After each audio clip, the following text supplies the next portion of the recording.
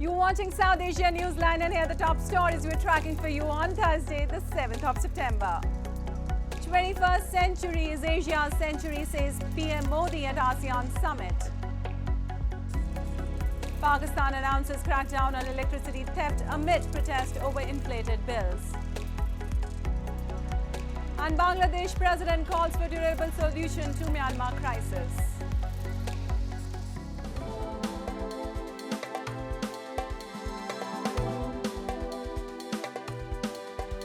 And now for all the details. Indian Prime Minister Narendra Modi on Thursday declared the 21st century to be the century of Asia and said Asian countries need to build a rule-based post-COVID world order.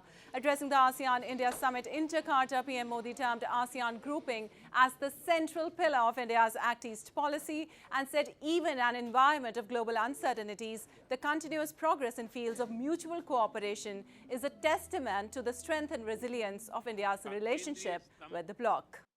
21वीं सदी Asia की सदी है, हम सबकी सदी है।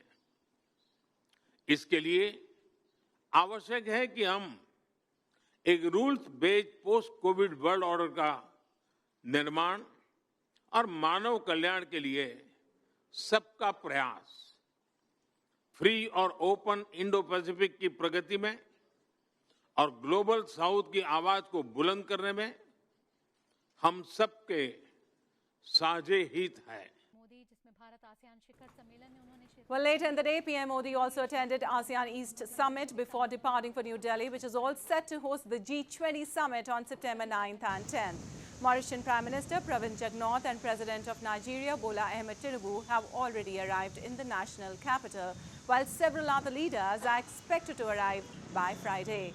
Ahead of the final summit, flags, murals and graffiti have turned parts of Delhi colourful. Comprehensive security plan is also in place to prevent any untoward incidents. And amid the uproar over the centre's one nation, one election idea, India's Chief Election Commissioner Rajiv Kumar on Wednesday indicated that the poll body is ready to conduct elections as per the legal provisions. During a presser, the CEC said that under the provisions of the said law, elections could be announced 6 months before the 5-year tenure of the government ends and that the norms were similar for assembly polls. Been better than that. So the idea is to give a error-free electoral roll and do the exercise of sweep to bring every voter to the polling station and make the polling station such that the voting experience is very encouraging in the true spirit of the democracy, festival of democracy. And the issue of a single election has triggered a nationwide debate since last week when the centre announced the formation of a high-level committee under former President Ram Nath Kovind to explore holding simultaneously polls to the Lok Sabha, state assemblies and local bodies. Opposition leaders have called the concept profoundly unconstitutional and a clear violation of the Union of States' federalist basic structure of the Constitution.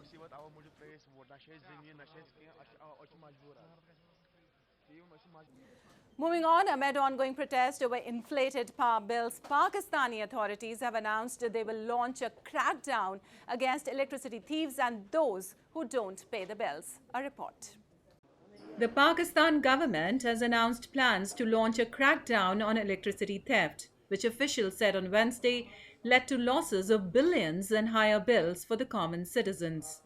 This comes as Pakistanis in many cities have gathered in recent days to protest against record utility bills, demanding the government to roll back the recent increase in the electricity tariff.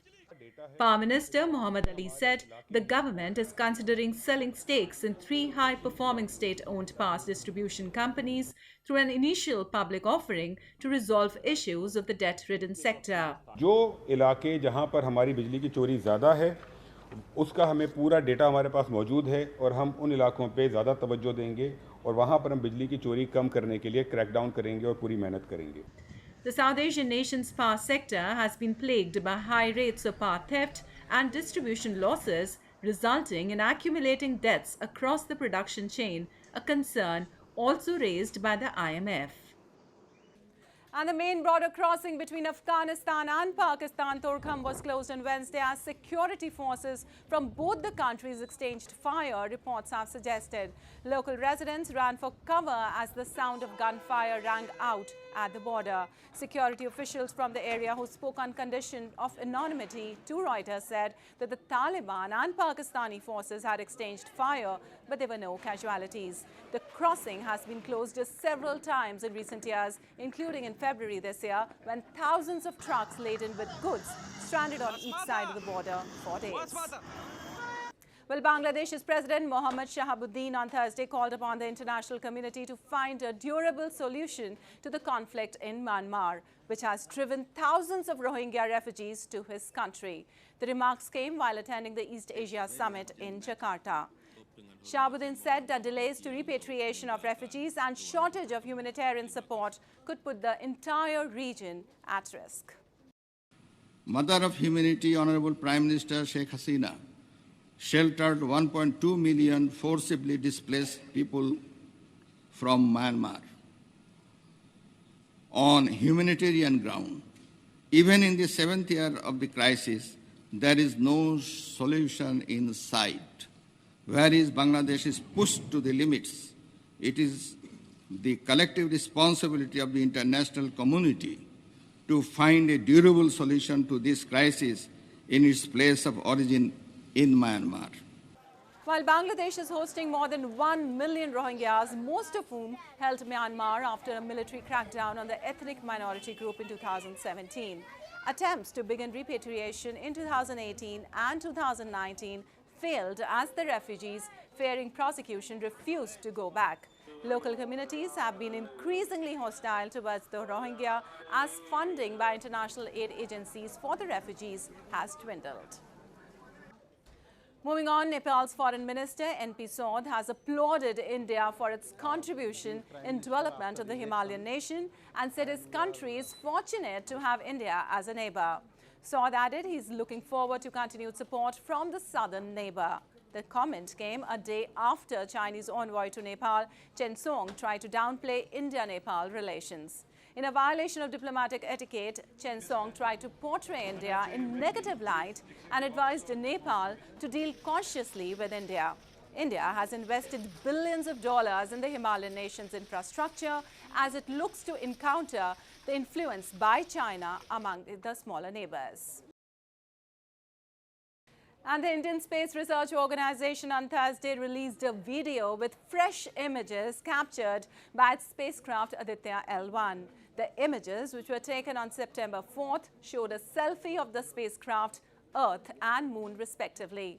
Following quickly on the success of India's recent moon landing, the country's space agency had launched a rocket on 2nd of September to study the sun in its first solar mission.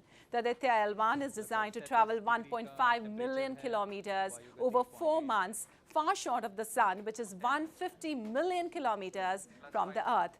It is meant to stop its journey in a kind of parking lot in space called a Lagrange point, where objects tend to stay put because of balancing gravitational forces, reducing fuel consumption for the spacecraft. Well, that's all in tonight's edition. We'll see you same time tomorrow. Good night.